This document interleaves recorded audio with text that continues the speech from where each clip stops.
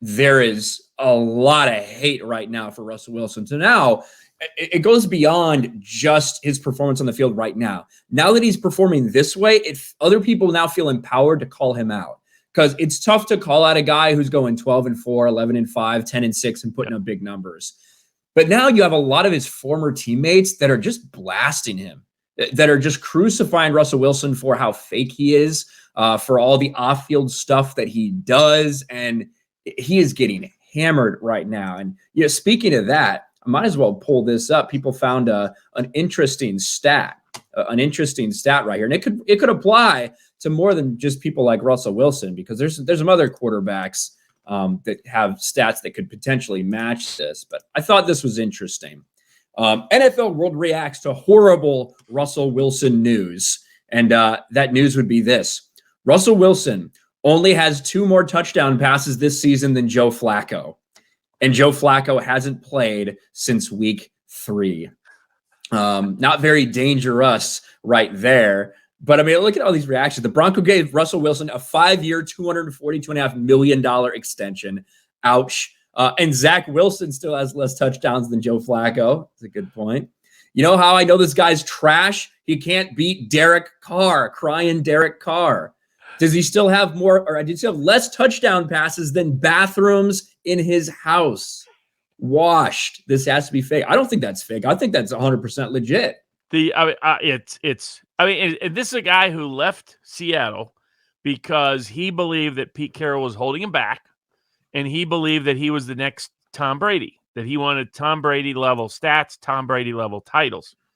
And what's now being proven, especially with Geno Smith's performance in Seattle, is that he was overachieving in Seattle, that he had a good deal in Seattle, and that Pete Carroll understood what his limitations were in ways his ego didn't comprehend.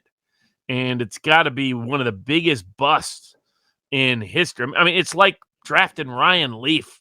That's what giving Russell Wilson $250 million is worth. It's like drafting Ryan, and half of the league wanted to draft Ryan Leaf over Peyton Manning, right? Can you imagine if that the team that was number 1 had drafted Ryan Leaf over Peyton Manning?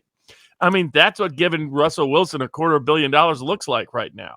And one thing's for sure, that coach, there's no way that head coach still has his job after the season. The only question is who gets fired first. With a couple of the coaches on the hot seat, this guy's got to be on the hot seat. And Nathaniel Hackett also had something to say. He said something interesting about Russell Wilson as well. He didn't flat out throw him under the bus, as this headline would indicate, but he did criticize him for not ensuring the clock continued to run in that fourth quarter when they decided that they were going to pass. Because again, Nathaniel Hackett is now known to put the ball in Russell Wilson's hand. Put the ball in Russell Wilson's hand, or he gets crucified for it. So he puts the ball in Russell Wilson's hand, and it ends up being an incomplete pass. The clock stops, allows the Raiders to get the ball, force overtime. But he said, we call the pass play, but it is the quarterback's responsibility. He's got to be more cognizant of the time and what we have to do out there, that he has to keep that clock running. So you have the coach calling him out a little bit. You have obviously social media calling him out and destroying him, rightfully so. But not only, did they give up so much, to Russell Wilson financially, they also gave up a ton in picks to get him there. It's not like they just signed him. They gave up a lot of what they had in the future, a lot of their draft capital in the future to get this guy here. And he's been a complete and total embarrassment so far.